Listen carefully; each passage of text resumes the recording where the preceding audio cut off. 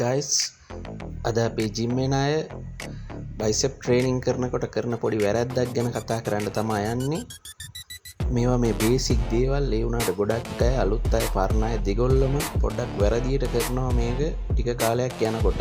බයිසෙප් training කරනකොට බාය කල්ලනකොට ගොඩක් අය මෙන්න මේ විදිහට යටට නමලා රිස්ට් එක අල්ලනවා. ආයේ මෙහෙම තමන්ගේ පැත්තට උඩට වකුටු කරලත් අල්ලනවා.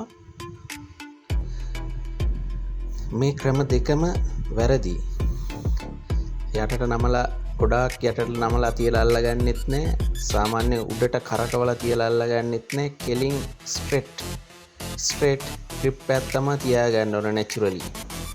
මේ පොඩි වැරදි දෙකෙන් ඔයාට දීර්ඝ කාලීන රිස්ට් පේන් එකක් ඇති වෙන්න පුළුවන්. බයිසෙප් ටාගට් වෙනවට රිස්ට් එකේ අස්ථි බන්ධන වලටයි ෆෝරාම් එකේ ටෙන්ඩන්ස් වලට තමයි එතකොට වැඩියෙන්ම බර වැටෙන්නේ. ඒ නිසා හරියාකාරව බයිසෙප් අපි ට්‍රේනින් කරගමු.